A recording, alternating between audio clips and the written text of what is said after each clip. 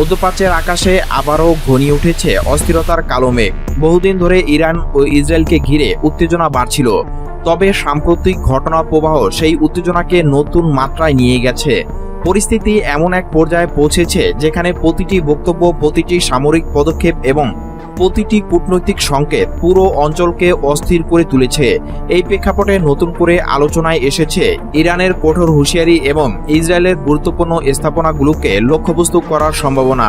আন্তর্জাতিক বিভিন্ন গণমাধ্যমের প্রতিবেদনে বলা হচ্ছে, ইরানের জ্যেষ্ঠ সামরিক কর্মকর্তা সরাসরি সতর্কবার্তা দিয়েছেন যে যদি যুক্তরাষ্ট্র বা ইসরায়েল ইরানের অভ্যন্তরীণ রাজনীতিতে হস্তক্ষেপ করার চেষ্টা করে অথবা দেশটিতে শাসন পরিবর্তনের কোনো পরিকল্পনা নেয়, তাহলে তার জবাব হবে অত্যন্ত কঠোর ও লক্ষ্যভিত্তিক।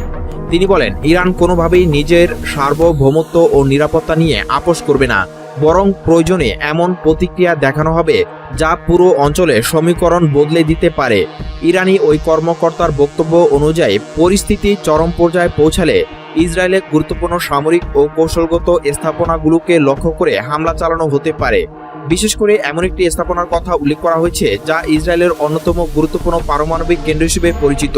ইরানের দৃষ্টিতে এই ধরনের স্থাপনা কেবল একটি অবকাঠামো নয়, বরং সামরিক ও কৌশলগত শক্তির প্রতীক।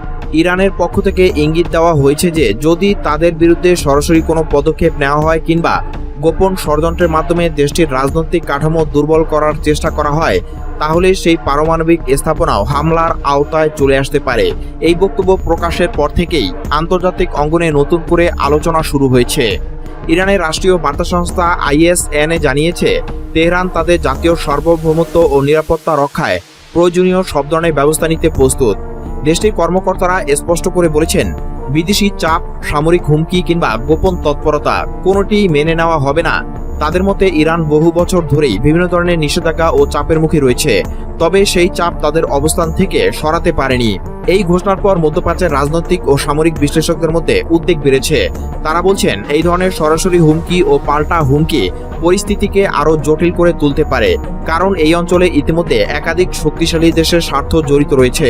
ফলে যে কোনো ছোট ঘটনা দ্রুত বড় সংঘাতে রূপ নিতে পারে। বিশেষজ্ঞদের মতে বর্তমান পরিস্থিতিতে সবচেয়ে সংবেদনশীল সমীকরণ হল ওয়াশিংটন, তেহরান এবং তেল আবিবের সম্পর্ক।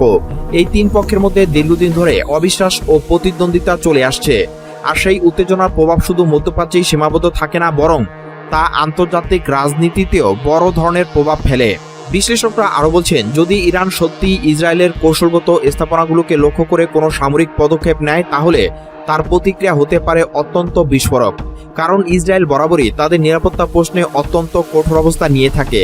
এমন পরিস্থিতিতে পাল্টা হামলা বা বড় ধরনের সামরিক সংঘাতের আশঙ্কা উড়িয়ে দেওয়া যায় না। এদিকে কূটনৈতিক মহলেও পরিস্থিতি নিয়ে উদ্বেগ বাড়ছে।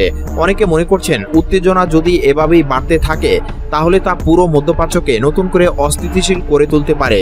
বিশেষ করে পারমাণবিক স্থাপনাকে ঘিরে হুমকি ও সম্ভাব্য হামলার আলোচনা আন্তর্জাতিক নিরাপত্তার জন্য বড় একটি ঝুঁকি হিসেবে দেখা হচ্ছে। বর্তমান পরিস্থিতিতে সবচেয়ে বড় প্রশ্ন হলো, এই উত্তেজনার শেষ কোথায়? কূটনৈতিক আলোচনা ও সমঝোতার মাধ্যমে কি পরিস্থিতি নিয়ন্ত্রণে আনা সম্ভব হবে, নাকি পাল্টাপাল্টি হুঁশিয়ারি একসময় বাস্তব সংঘাতে রূপ নিবে?